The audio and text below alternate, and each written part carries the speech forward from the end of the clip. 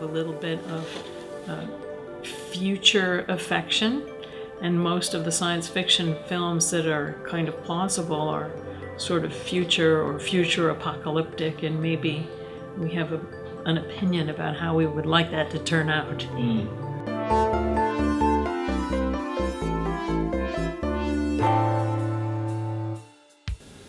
I think science fiction movies are often pretty accurate with a healthy dose of wild fantasy. And it's kind of fun to look at your favorite film, which is way off base, and still enjoy it. For example, there was a film years ago now, The Core. It was a secret government program known as Project Destiny. We're building a weapon that could generate targeted seismic events. Designed to use earthquakes to attack our enemies. They went to the center of the Earth. Now, I started as a hard rock geologist, as a mineralogist.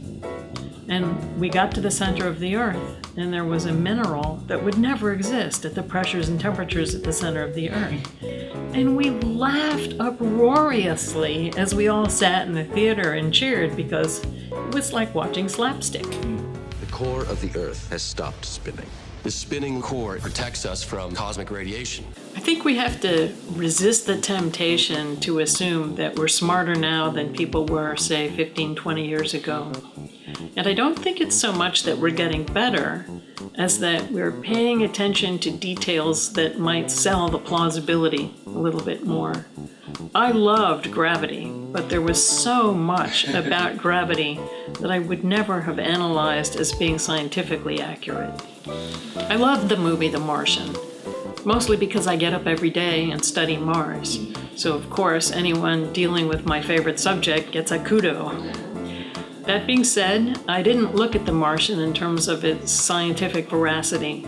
He got a lot of things right, and there were a lot of things in the book that were slightly different than what turned out to be in the film. And you have to change a book when you make it a screenplay in order to make it more visually a tale as opposed to a narrative in words. So there were things that I didn't like about The Martian, but overall I loved it. I'm gonna dip this potato in some crushed Vicodin. It's so hard to assess how quickly new technology will come to fruition. Where there's a will and a lot of cash, there's usually a way. I think that NASA plans to try to send humans in 2035. They also will have to send precursor missions. In 2030, there will be a series starting there. The launch windows that make favorable trajectories from Earth to Mars open every 2 years.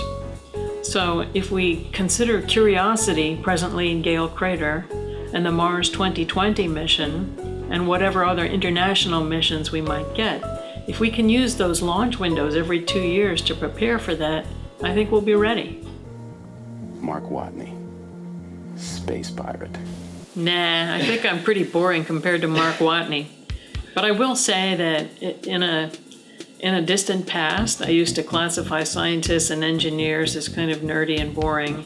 And what I've learned is there's really no difference between scientists and engineers and the artists I used to hang out with when I was a musician. I think scientists run the gamut, and that we have been a little bit unfair.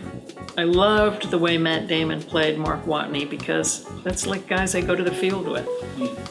I work for NASA because I'm really lucky and I was in the right place at the right time. But I think that a lot of people who are my age grew up in an era where we were told to do our own thing, and no one ever told me to just pick one. So I've tried to do as many things as I could do, and science feels like a natural fit together with music because there are so many elements of it in common. Everything I know about spectroscopy, I learned from writing electronic music. So it's a good fit.